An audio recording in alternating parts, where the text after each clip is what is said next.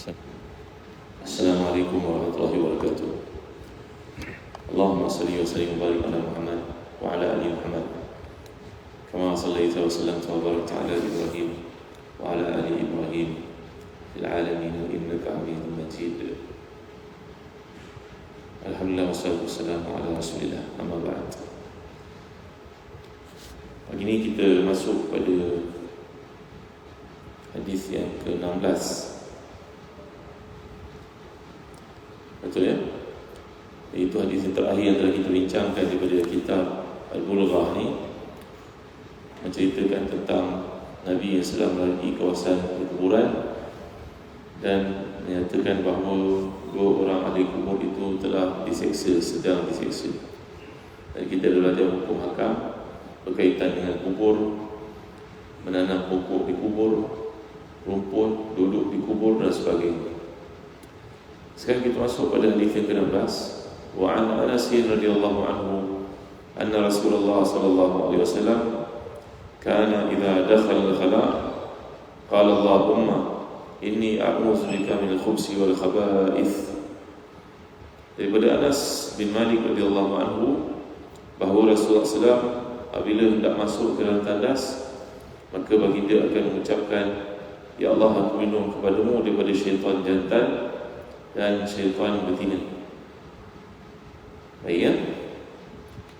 Hadis pada muka surat ke-10 ni menunjukkan kepada kita, mengajar kepada kita tentang satu adab di samping satu perkara yang berkaitan dengan perkara yang kita tidak nampak, iaitu kekotoran.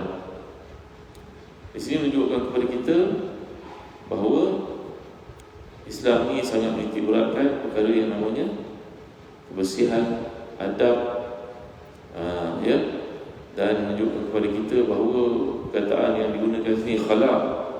Khala' ni menunjuk kepada tempat yang jauh dari tempat awam. Itulah zaman dahulu ketika Rasulullah SAW, para sahabat qada hajat, maka mereka akan pergi ke tempat yang jauh dari pandangan manusia.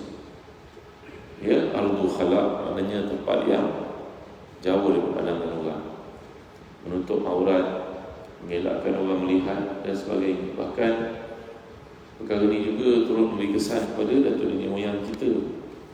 Kalau mereka membina rumah, maka bilik air ataupun tandas tu dibuat jauh dari rumah. Padahal yang dimaksudkan dalam hadis ini, zaman dahulu mereka tidak mempunyai benteng, tak ada dinding. Jadi pergi ke tempat yang agak jauh daripada perhatian manusia ni bagi mengelakkan disingkapnya aurat. Itu betul. Tapi bila dah buat rumah, dah ada dinding, maka ilah tersebut, sebab tersebut sudah tidak menjadi masalah lagi. Tapi inilah dia kefahaman orang dahulu kala dan nenek moyang kita yang mengikut maksud daripada hadis, tetapi mereka mungkin tidak faham dari sudut aurat yang sebenarnya dikehendaki untuk ditutup, dielakkan orang melihat. Baik, hadis yang ke-17. Wa anhu qala kana Rasulullah sallallahu alaihi wasallam yadkhulu al-hala fa ahmilu ana wa ghulamun nahwi idawatan min ma'in wa anazatan fa yastanji bil ma'.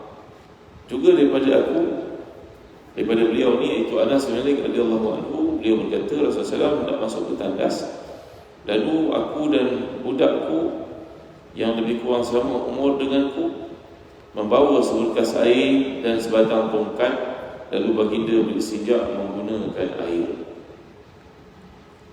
Ya, hadis ini menunjukkan kepada kita lagi beri pentingnya kebersihan yang berkaitan dengan hadis yang lalu, bahawa istinja ni penting untuk mengangkat hadas. Kalau seseorang itu tidak mengambil berat bab istinja, maka ibadahnya boleh mengakibatkan ibadahnya tidak sah. Bila ibadah tidak sah, maka sembahyang ditolak. Dalam hadis ini juga menunjukkan kepada kita bahawa Nabi SAW punya pembantu. Ini dipanggil sebagai pembantu. Pembantu Nabi SAW ini akan menguruskan air, menguruskan kasut Nabi, sandal Nabi, pakaian Nabi sallallahu alaihi wasallam. Nabi menggunakan khidmat budak-budak muda macam Anas ini, usia Nabi masa berhijrah itu berapa tahun tuan? 53. Anas pada masa itu usia 8 tahun.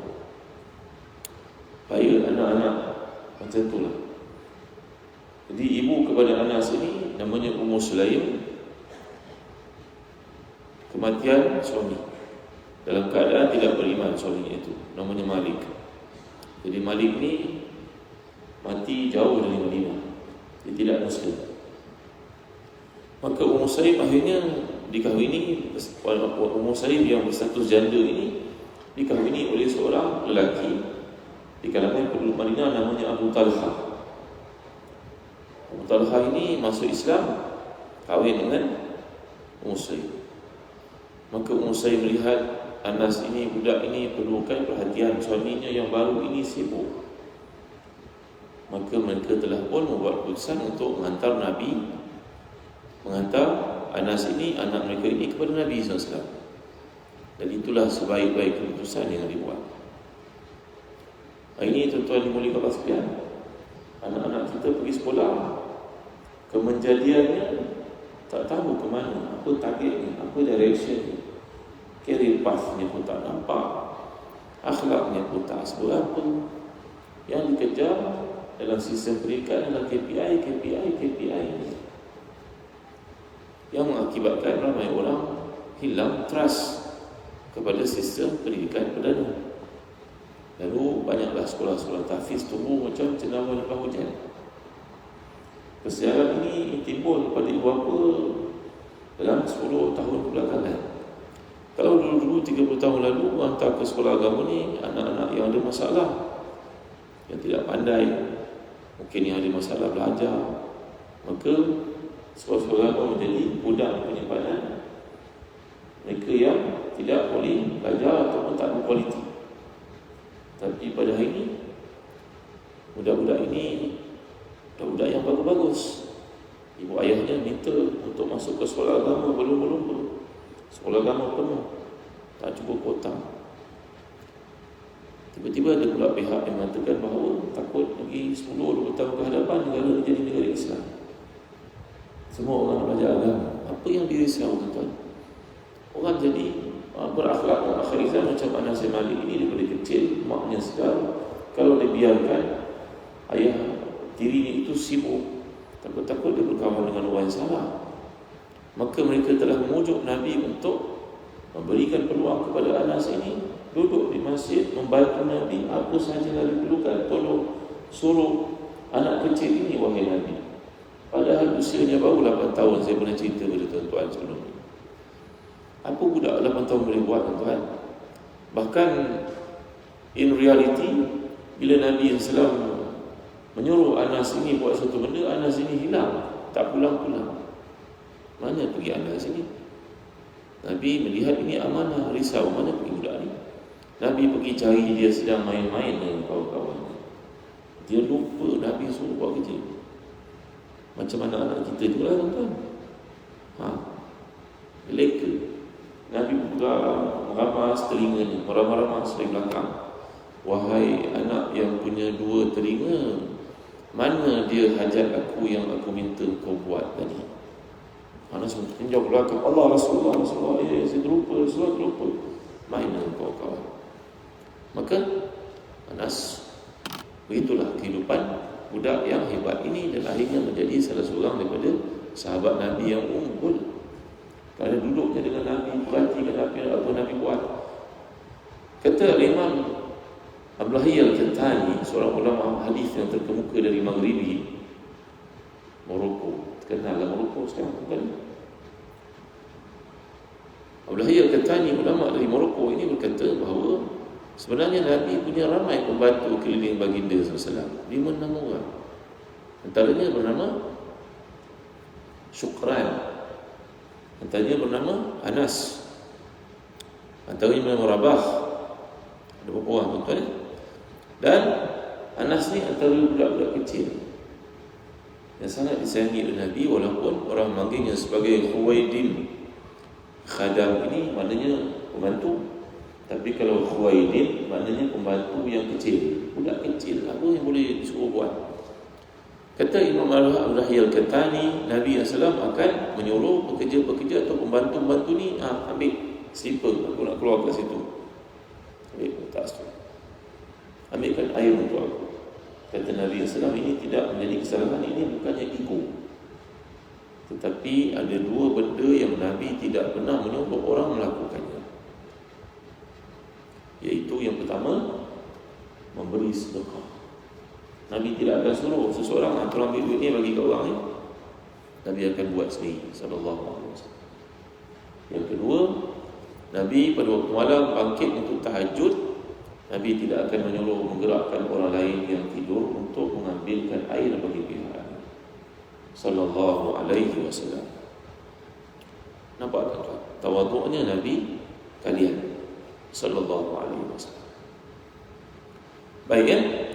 Jadi dalam hadis ini Anas menceritakan, aku masa itu masih kecil lagi, Nabi suruh ambil air dan tongkat, lalu Nabi pun beristinja dengan air, iaitu bila bekas itu balik kepada aku, ini sudah kosong.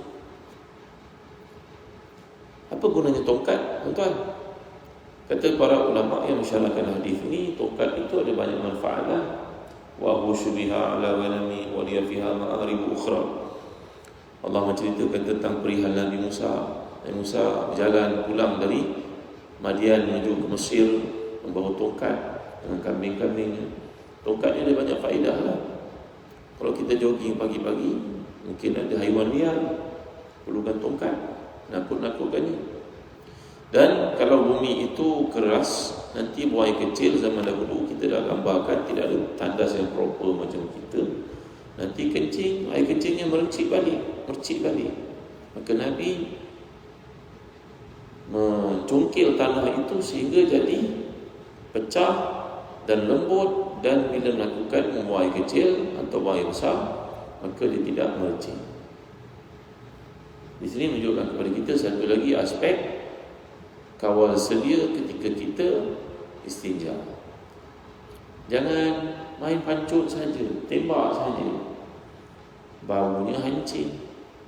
Kalau dalam satu pejabat itu ada 100 orang, maka bayangkan kalau orang masuk tandas itu, orang masuk tandas itu tidak jaga kebersihan, aspek kebersihan.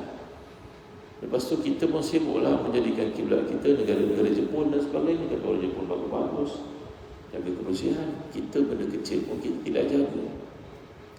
Nampak tak tuan-tuan yang boleh nampak sekalian? Sebenarnya air yang sedikit itu dah mencukupi. Tak perlulah pakai sampai satu baldi nak bersinggah. Kalau naik kapal terbang, pesawat lebih parah lagi. Orang pergi ke umrah dan haji ini mesti dikhususkan macam mana ambil istinja dengan betul. Kalau tidak, kotor, cemar tandas kapal terbang itu. Kerana benda seperti ini dipandang remeh. Tak apalah, pandailah, pandai-pandai dibuatlah. Tak, Nabi yang selalu ajar benda sampai ke macam tu sekali, tuan-tuan yang boleh dapat sekalian. Sebab Salman Al-Farisi radhiyallahu anhu pernah berkata, Rasulullah SAW ini adalah seorang murabbi yang hebat, mengajar kita daripada benda sekecil-kecil pun dia ajar kita, iaitu untuk istinja pun dia ajar kita dengan menggunakan batu, air dan sebagainya. Tengok ini mulianya Islam, tuan-tuan. 1400 tahun yang lalu telah mengajar kita aspek kebersihan ini. Cuma amatlah menyedihkan kerana umat Islam pada hari ini tidak menjaga perkara tersebut. Air ada dalam bilik air, tapi apa salahnya kalau kita dah guna bilik air itu, kita jirus bersihkan bagi seronok orang yang masuk itu.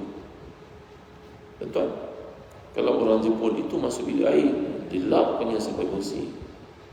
Kalau ada air, walaupun muka itu bersih, tapi ada air yang anggap itu tidak bersih. Sebagaimana kita suka masuk dalam satu tandas yang keadaan bersih, maka lakukan perkara itu juga kepada orang yang next. Kerana itu tanda iman.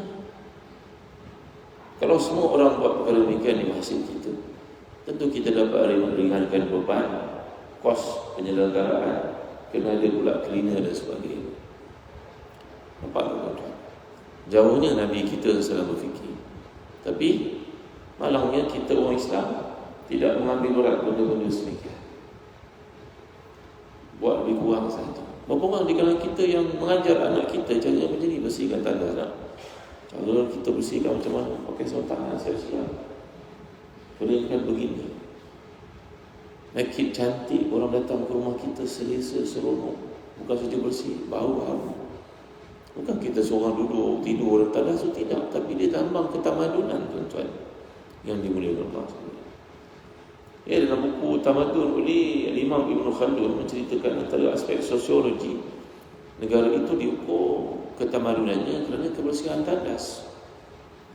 1000 tahun lalu ketika umat Islam masuk ke Andalus, Spain, mereka mengajar orang Eropah itu cara penggunaan tandas. Dan negara Spain, negara Andalus itu pernah dianggap sebagai New York pada zaman pertengahan dahulu. Antaranya kerana kebersihan aspek ini. Jadi kita baca hadis ini, kita buatlah berkaitan. Jangan baca setakat itu saja. Oh, macam tu. Kenapa ya? Tongkat untuk bersihkan bumi. Nanti dah buang kecil tutup. Gali supaya tak kencing, nanti mercik kena kat pakaian. Dia kena pada pakaian tidak bersih. Bila pakaian tidak bersih, semayang tidak sah. Bila semayang tidak sah, maka kelakuan orang itu menyimpang, herot-derot, perangai yang tak betul kerana semayang dia tidak betul. Macam mana semayang dia tak betul kalau tidak sah? Nampak tak tuan-tuan dimuliakan Allah sekalian? Kenapa ya kita tengah semayang ni bermain rapat lagi sahnya lurus? Walaupun pada waktu Covid yang lalu dibenarkan untuk jarak pun orang tak perhati kena rapat. Ada orang tertentu. Tapi bila parking kereta kat luar, bersepah sana semari. Hari Jumaat nanti kalau di parking bersepah, bila nak lalu ada orang sakit, bila tersekat mati orang tu, macam mana tuan-tuan? Pernah fikir tak benda-benda macam ni? Patutnya akhlak yang kita tunjukkan pada sembahyang lurus sah itu juga ditunjukkan pada aspek-aspek yang lain. Kebersihan, sistem, gaya hidup. Siapa suruh datang lambat? Kenapa datang lambat dari Jumaat? Datang awal.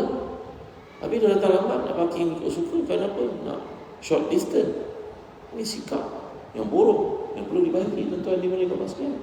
Bila nak ditegur, umur dah 50 tahun, dah pencen. Orang tu macam orang tak ada tamadun. Bila kita cakap, nanti dia marah.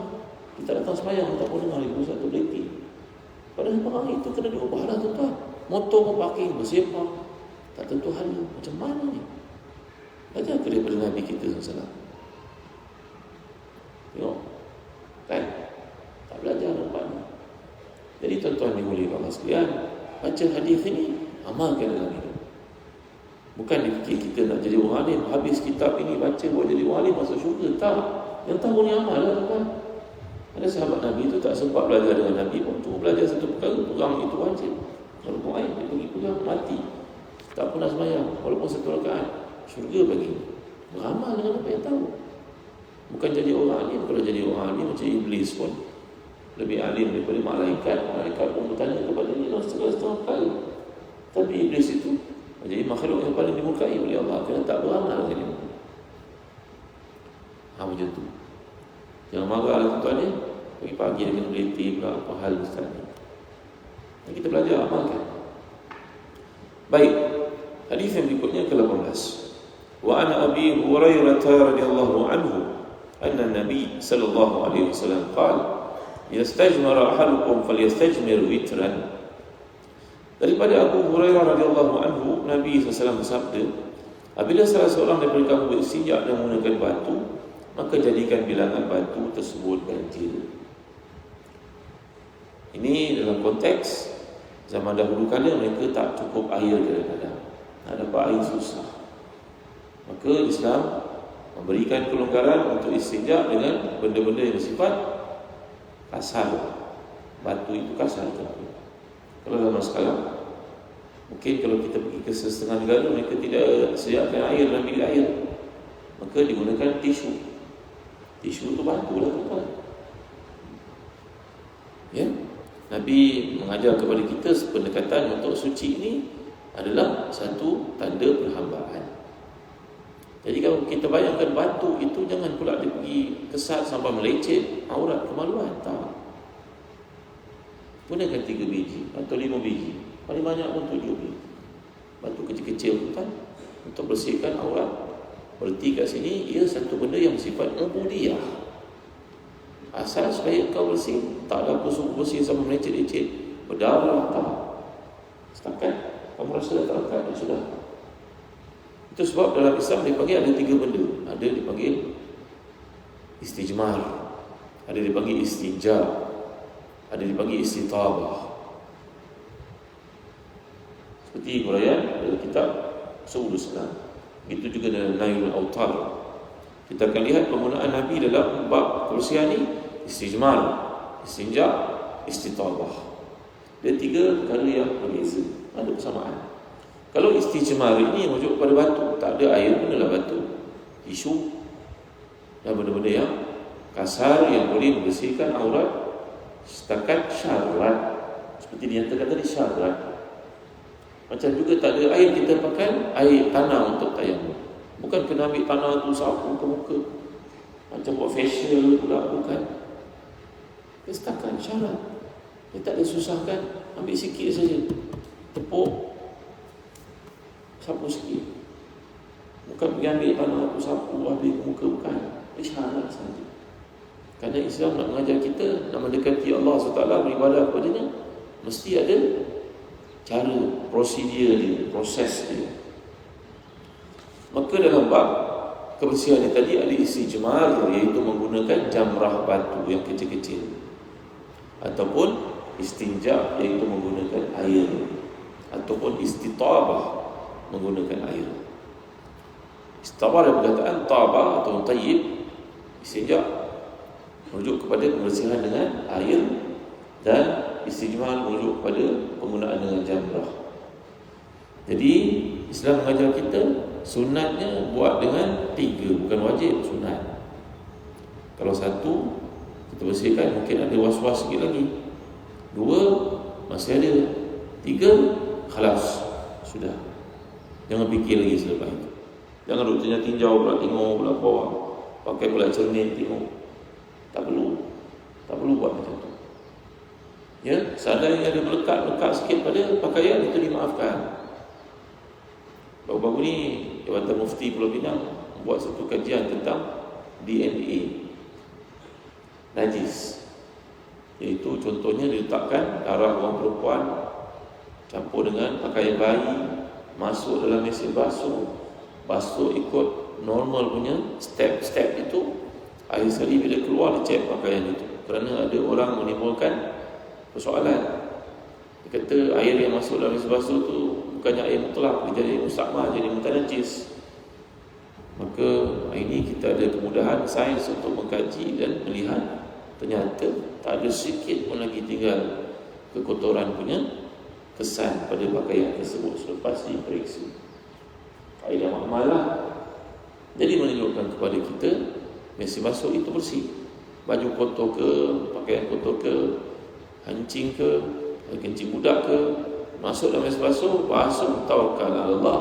Tak payah nak fikir-fikir pula kena buat begini, kena buat begitu. Ini ahli-ahli sains dan juga para ulama, fuqaha, ada PhD buat kajian. Kalau kita ni tak bersetuju, kita buktikanlah kenajisannya. Jangan kita pakai emosi kita.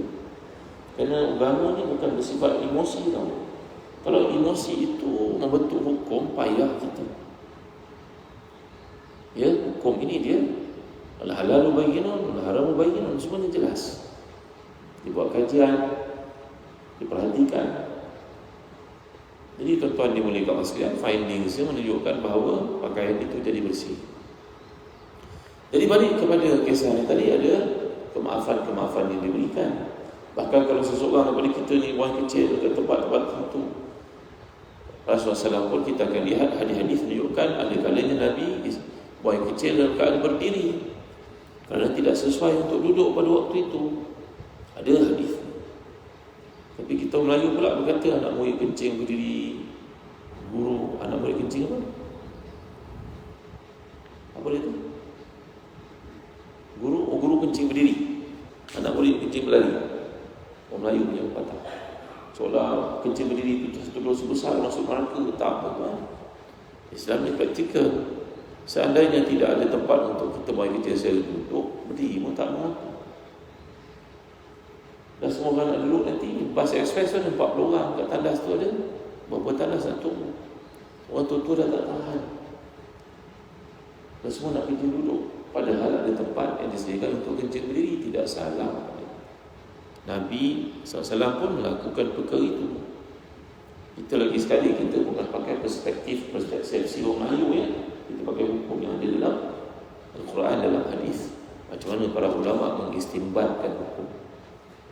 Ini menariknya kitab yang sedang kita kaji sekarang, bahawa perkara-perkara yang menjadi dasar bijak dalam Islam bersifat hukum ada buktinya, pembuktiannya.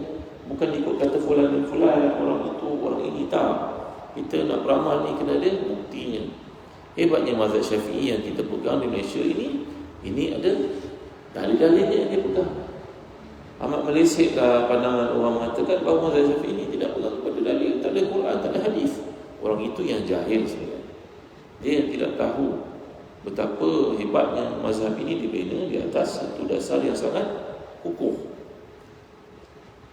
Baik, jadi bab istijmar, iaitu menggunakan bahan kesat macam batu, tisu dan sebagainya, sah istijab kita kalau ada air itu lebih utama.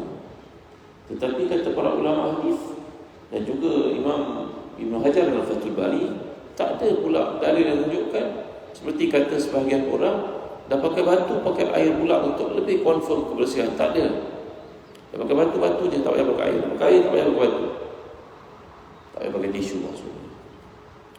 Kecuali lah kita lap tisu itu untuk mengeringkan anggota tertentu supaya selesa, itulah yang perkara. Nampak tak tuan? Ya? Jadi Islam pun tidak suka pada pembaziran. Pembaziran ni bukan perkara yang besar-besar sahaja tuan-tuan. Kita ni kalau pergi ke hotel, kan ini aspek tamadun juga disebut sebagai satu bentuk pembaziran. Kita pergi ke hotel, kita pun ambil lah berus gigi yang disediakan dengan lubang gigi saja, ambil saja. Kat rumah dia dah lubang gigi, kumpul penuh kat rumah. Apa hobi ayah awak? Ayah saya mengumpul kopi yang dia ambil daripada hotel, penuh. Tapi kopi itu tak minum-minum juga. Air sekali expired, betul tak? Faham maksud saya? Pergi ke hotel, ada program, nanti semua dah hotel tu diangkutnya. Tisu dia angkutnya, tisu tak apalah dia pakai. Kopi dia ambil, teh dia ambil, lubang gigi dia ambil, lepas tu simpan berlongkok-longkok kat rumah. Apa hukum dia tuan? Betul, pihak hotel pun terpaksa beli yang baru, pihak manufacturer pun terpaksa buat yang baru. Kita punya kat rumah tu airnya dibuang. Bazir tuan. Kalau anda tak minum, tak payah ambil lah. Buat apa ambil? Entah macam mana perangai pelik lah. Kalau boleh semua simut-simut, bantas semua dia nak angkut. Tengok tuan, sikap yang tidak bagus. Sekadar perlu kalau kita pergi ke negara barat, orang kagum mau tengok contohnya Finland, negara yang maju pendidikannya, Denmark. Malaikat ke duduk di situ? Tak, manusia tak beriman. Tapi cukup jaga kebersihan. Kalau dia keluar daripada hotel, dia bukan kajian dan majalah ekonomis, kita ke tempat yang paling bersih dalam dunia, masuk dan keluar bilik itu seolah-olah tidak ada orang tidur pada ini. Padahal dia tidur pada malam itu bersih. Sampah pun nombor kat satu je, tak mau susahkan kat cleaner. Kan nak dapat cleaner pun payah pada hari ini, betul kan? Tapi kalau kita ni kalau boleh masuk jadi macam langgar Garuda, biar kotor, nampak semua bersepak, barulah nampak macho sikit. La ilaha illallah Muhammadur Rasul. Aku punya bangsa pengotor ni tuan, attitude yang tidak baik. Kalau kita pergi ke Mekah, Madinah, bersihlah tempat tuan-tuan. Janganlah pergi makan tu, pergi ambil penuh satu meja, lepas tu buang. Tak pun bazir tu, baru dia buat ibadah. Kan umrah tu tanda penerimaan di sisi Allah. Banyak mudahkan orang kan. Manfa'uhum linnas, banyak senyum, bagi makan kat rumah. Simple.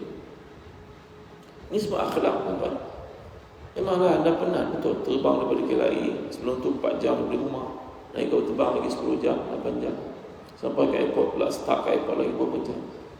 Buat umrah pun penat, muka pun ketat ni macam tu. Bagi salam pun buat macam pekak je, kau tak dengar orang bunyi. Kita bagi salam dalam nifas, tuan-tuan, muka ketat. Memang penat ke? Aku tak penat ke? Tanda kau senyum tu tanda umrah boleh terima tau. Muka kau ketat macam tu, aku nak bagi kau senyum, bagi kau happy. Kau tengok aku macam nak makan. Tapi dalam media sosial kau nanti kau senyum ke mana, daripada siapa kau senyum aku pun tak tahu. Betul tak? Adab. Tak ada. Sedangkan nasihat benda yang Nabi buat tu, Nabi tunjukkan adab, kasih sayang.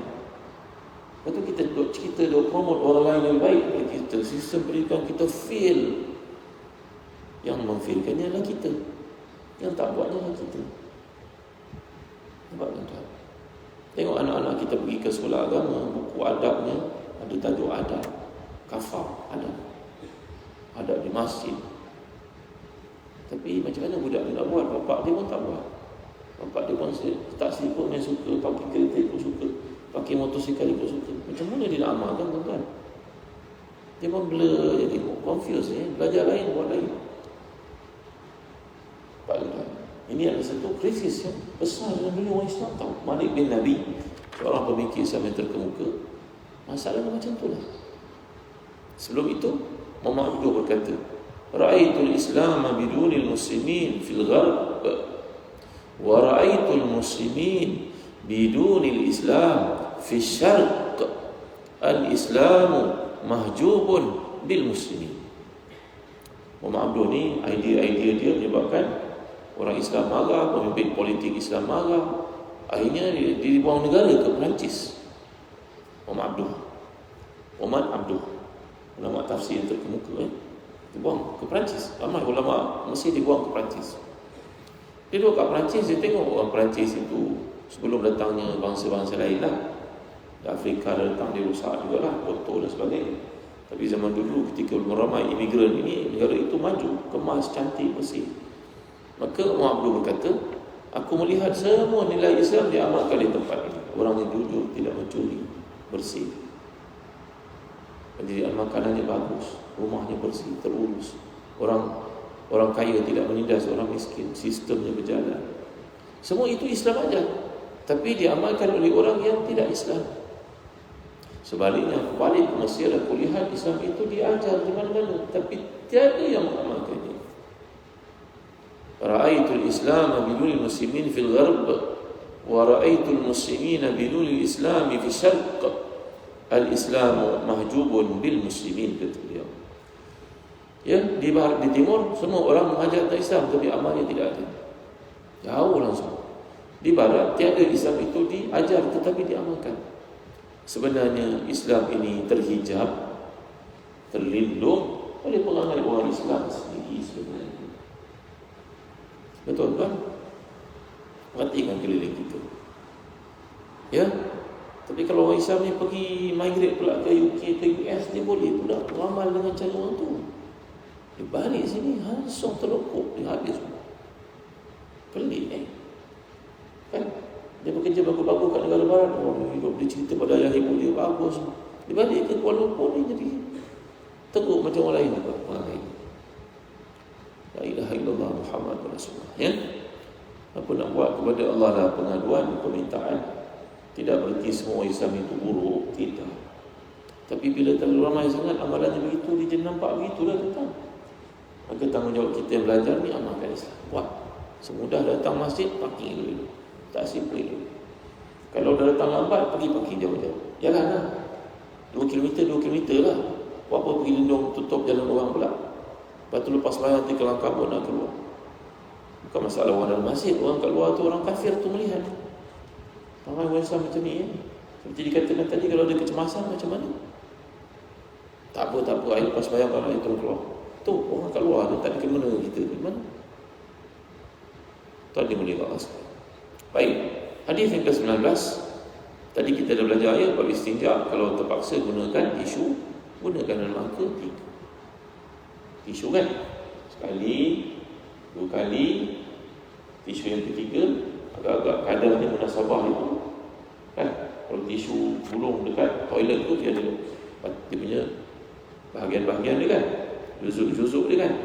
1, 2, 3 bersih. Tawakal Allah. Ya, kita pergi ikut anak kita convocation kat negara barat, mereka tak ada air, nak ambil air. Tisu pakailah. Janganlah buat benda canggung pula, pergi buat botol masuk dalam bilik air. Padahal Islam ada kelonggaran kat situ. Nampak? Faham? Belajar ni kuat lah.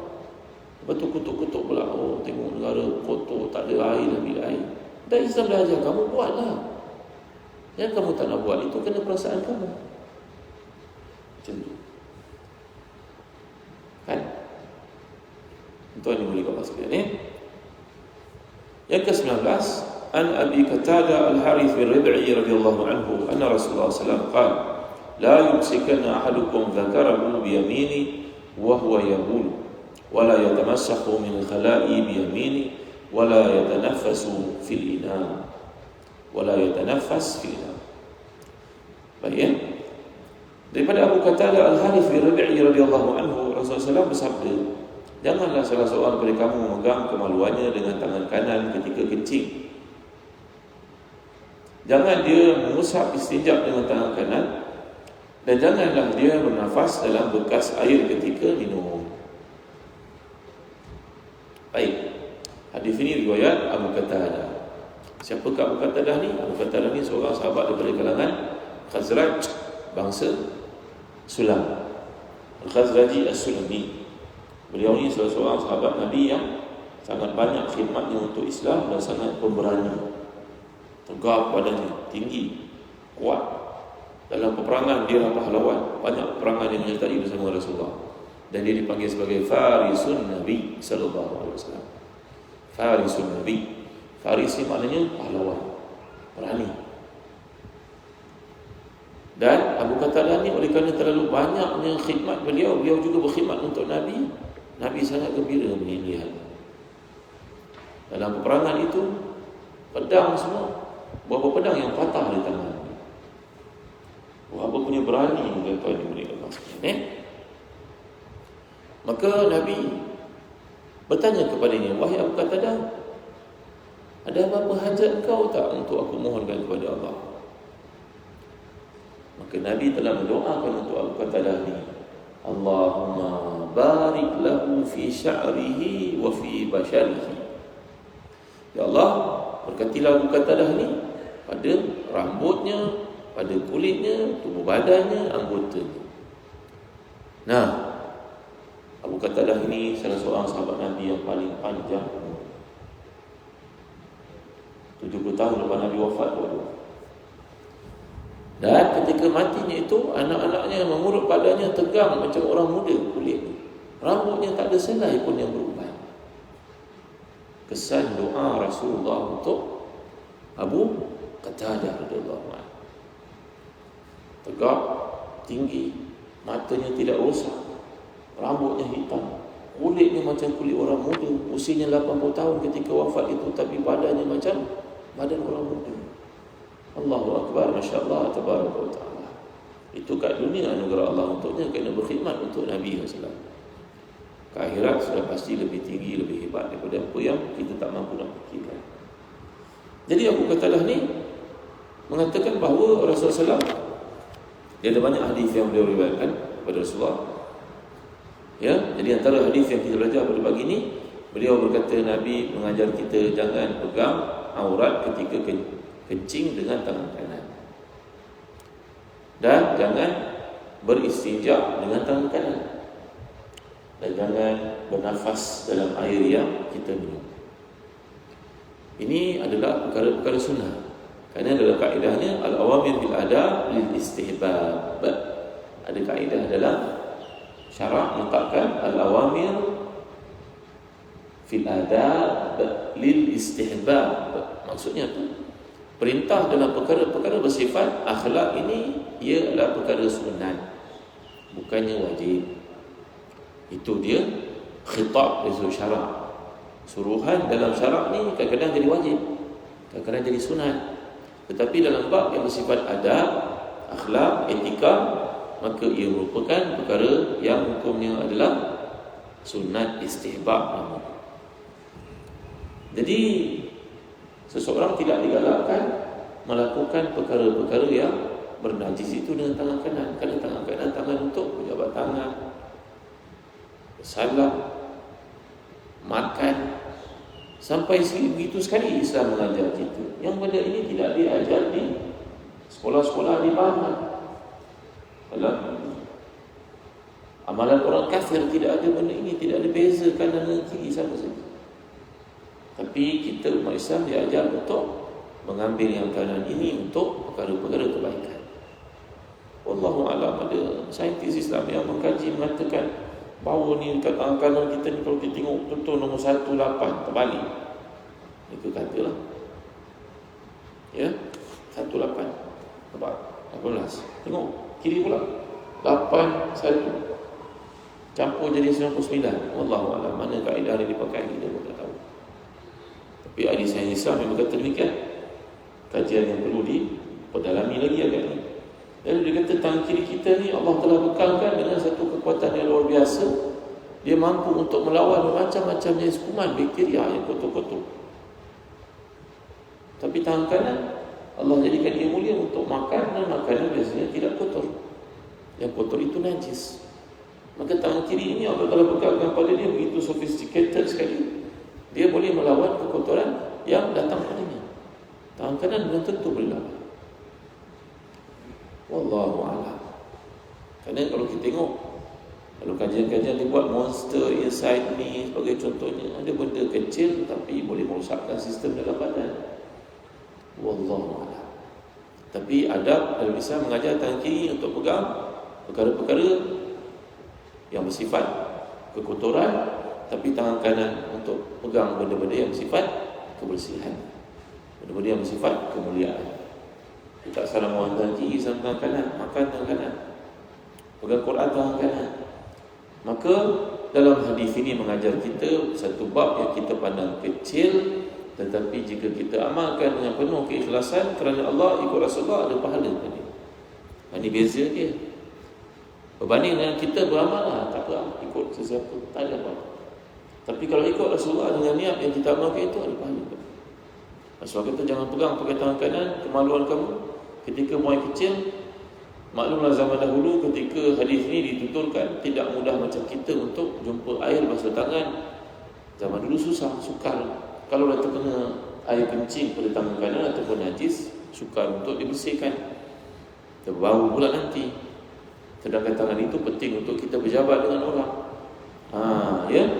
Jadi dalam hadis ini mengajar kita satu adab yang bersifat sunat. Jangan pegang kemaluan dengan tangan kanan. Jangan istinja dengan tangan kanan. Hukumnya bukan wajib tapi sunat. Ada kalanya seseorang itu terpaksa juga pegang dengan tangan kanan. Kemaluannya waktu nak buang kecil sebagai contoh. Mungkin dia nak buka pipe ke, mungkin dia nak istinja ke, dia kena pegang juga. Maka sebahagian daripada para ulama hadis mengatakan harus pegang dengan tangan kanan seandainya tiada pilihan. Dan itu sahaja yang mudah pada waktu itu. Cuma kalau dapat dielakkan, itu lebih utama bagi menjaga kemuliaan tangan kanan bagi tujuan-tujuan yang telah dinyatakan tadi. Tengok kerana ini kecil. Tapi kalau engkau amalkan, kerana ikut Rasulullah, bagi pahala. Sebagaimana seorang yang tamak dalam bab dunia, kalau kita pergi beli barang dengan dia, barang itu berharga RM99, 90 sen. Minta pada dia, boleh tak dapat RM1 diskaun tuan? Boleh tak? Misalkan RM5, RM1 boleh tak nak bagi tuan? Oh, dia kata tak boleh, minta maaf, masuk sistem dah. Ni bagi air sebotol minum. Tengok kaki. Kita nak beli kain rela kan, pergi kat kedai kan, minta diskaun, dia bagi tak? Dah masuk dalam sistem, dia kata. Tak apa kita bagi lebih. Padahal benda tu yang dia bagi lebih, dia bagi hadiah tu, benda tu nak buang je tempat. Betul kan? Sebagaimana tamaknya ahli dunia kepada RM1 itu daripada dikurangkan pada kos dia, maka demikian juga ahli akhirat tamak dalam setiap perkara yang akan beri pahala kepada di akhirat. Faham? Abu Daud, ulama hadis yang terkemuka itu bercerita bahawa ada seorang yang soleh pada zaman aku. Dia dengar orang bersin dekat seberang sungai itu. Dia sewa sebuah sampan untuk pergi ke seberang itu dan bertanya kepada orang bersin itu, tadi kau bersin kan? Aku dengar kau bersin. Engkau ucap Alhamdulillah. Kerana kalau orang itu ucap Alhamdulillah, aku kena ucapkan Yarhamukallah. Engkau tengok Yarhamukallah itu kecil, tapi di sisi Allah berat timbangan itu, tuan-tuan. Maka orang tu jawab, ya, saya ucap Alhamdulillah tadi. Sekarang aku ucapkan Yarhamukallah. Apa benda ni tuan? Benda tu remeh kan? Remeh pada orang tak beriman, yang iman dia tak syukur, remeh. Bagi orang beriman, tadi cicak sebutir kat sini pun dia bimbang, orang terpijak dia turun putih. Pahala. Orang masuk syurga itu bukan pada besarnya amalan dia buat, daripada ikhlasnya walaupun kecil. Itu sebab bila seorang wanita berkulit hitam yang berkhidmat untuk bersihkan Masjid Nabawi itu pada zaman Nabi, hilang dari pandangan. Nabi bertanya, mana pergi wanita tersebut? Mereka pun terpinga-pinga, siapa Rasulullah? Wanita mana satu? Saya jawab tu yang ada seorang tu. Lalu seorang berkata, yang kulit gelap tu ke Rasulullah? Ya. Afrika itu, ya. Mana pergi dia? Rasulullah tanya. Lama tak nampak. Mereka menjawab, dia telah meninggal dunia Rasulullah. Meninggal dunia? Kenapa tak beritahu ke aku? Mereka jawab, dia meninggal dunia waktu Rasulullah tidur tengah hari, beberapa hari lepas. Rasulullah bertanya, mana kubur dia? Mana kubur dia? Mereka bawa Rasulullah pergi ke kubur wanita tersebut, dan Rasulullah menyembahyangkan jenazah wanita itu walaupun dia telah dikebumikan beberapa hari lepas. Tengok tu. Dan mereka bertanya, hadis ini ada dalam Bukhari, dijelaskan oleh Imam Ibn Hajar Al-Fathul Bari. Maka mereka bertanya kepada sesama mereka, apa hebatnya perempuan ni sampai Rasulullah datang menyembahyangkan jenazah ni? Dia tak terpandang pernikahan kita. Dia bukan orang alim macam Abu Bakar, macam Umar. Dia bukan pemimpin. Orang tak nampak pun dia, orang tak perasan pun dia. Mereka beritahu wanita ini kerjanya kat Masjid Nabawi mengutip sampah. Mengutip sampah masuk syurga? Iya. Kecil pada kau, besar pada Allah tu. Jadi jangan kita memperkecilkan satu benda, sedangkan benda itu yang Allah ridha kita. Orang perempuan jahat itu masuk syurga kerana seekor anjing yang diberi minum ketika melihat anjing itu kehausan. Betul kan? Wanita yang seorang lagi itu masuk neraka kerana kucing yang dikurungnya. Dimarahkan kucing itu, dia mata-mata kan. Dikurung ni kucing itu. Dalam hadis sahih tuan-tuan. Wanita itu masuk neraka kerana seekor kucing, yang ini masuk syurga kerana seekor anjing. Padahal yang masuk neraka kerana kucing itu amal ibadahnya hebat dalam Quran. Tapi dikurung seekor kucing. Kucing apa nilainya tuan-tuan? Nampak tak tuan-tuan? Jadi jangan pandang benda itu kecil. Tak pandang kat situ ada ridwan Allah, ada peluang untuk mendapat ampunan pada Allah. Dalam hatinya mau selalu fikir, aku ni Allah, orang hadiah kipas helikopter ke masjid, banyaknya duit. Orang hadiahkan karpet, makan pagi-pagi di tahajud. Aku ni tak ada apa nak buat, ya Allah. Tak ada apa. Aku duit aku pun tak cukup, hutang aku banyak. Apa salah kalau aku beli siput yang elok letak kat belakang? Mungkin orang nak pergi ke toilet senang, siputnya kat sini, dia nak pergi toilet sepasang. Bulan ni aku beli sepasang. Bulan depan aku tengok sampah kotor, aku tolong bersihkan. Aku tak ada duit nak beli macam orang kaya-kaya, tapi orang ni ada potensi masuk syurga dengan sedikit sumbangannya yang ikhlas. Macam ni kita kena fikir. Ya? Bukan the magic of thinking big, the magic of thinking small. Small matters. Ya, benda kecil boleh menyebabkan kita masuk syurga. Kenapa tak buat? Jadi tuan-tuan, dalam hadis ini mengajar kita benda ni kecil. Jangan bernafas dalam air. Benda itu pun nak ajar. Bila kau buat begitu, kau orang Islam. Kau buat begitu, orang semua tengok. Orang kata Islam ni tak ada pelajaran ke untuk umat dia. Bila kau tak buat begitu, orang nampak ukuran dia. Dan itu adalah untuk mengelakkan kuman masuk ke dalam air kalau kau bernafas kat situ. Dan mungkin kotoran daripada hidung jatuh kat situ. Ini perkara kecil tetapi impaknya besar bagi orang yang beriman. Kerana dia bukan kata calon-calon orang. Dia kata manusia yang diampunkan oleh Allah, Rasul yang terdahulu, kemudian Rasulullah SAW. Bukan orang itu bercakap, bukan orang ini bercakap, Rasulullah yang bercakap. Baik tuan-tuan, setakat ini untuk kita pelajari pada pagi yang mulia ni. InsyaAllah ada kesempatan kita akan menyambung pada bab berikutnya, hadis Umar Khattab radhiyallahu anhu berkaitan dengan wudu, niat dan seterusnya. Mudah-mudahan kita dapatlah melihat satu angle daripada permasalahan hukum yang mana ulama-ulama Islam berkhidmat untuk agama Allah ini, memberi kepada kita kefahaman istinbat namanya. Tak ada apa yang Nabi sampaikan daripada ayat Al-Quran. daripada hukum-hukum ini datang daripada Quran dan juga hadis. Bukannya perkataan orang tertentu, fulan, pihak itu, pihak ini, tak. Dia perkataan daripada Allah, daripada Rasulullah SAW. Maka jadilah padanya hukum. Baik, setakat ini saja untuk renungan kita pada pagi ini. Wallahu a'lam. Sallallahu ala sayyidina Muhammad wa ala alihi wa sahbihi wa baraka wa sallam. Walhamdulillahi rabbil alamin. Alhamdulillah rabbil alamin wassalatu wassalamu ala asyrafil anbiya'i wal mursalin sayyidina Muhammadin wa ala alihi wa sahbihi ajma'in. اللهم اغفر لنا ذنوبنا ولوالدينا وارحمهم كما ربونا صغارا ولجميع اصحاب الحقوق علينا من المسلمين والمسلمات المؤمنين والمؤمنات برحمتك يا ارحم الراحمين. اللهم احسن عاقبتنا في الامور كلها واجرنا من خزي الدنيا وعذاب الاخره. اللهم زدنا ولا تنقصنا واكرمنا ولا تهنا واعطنا ولا تحرمنا واثرنا ولا تؤثر علينا وارضنا وارض عنا. ربنا اتنا من لدنك رحمه وهيئ لنا من امرنا رشدا. صلى الله على سيدنا محمد وعلى اله وصحبه وبارك وسلم.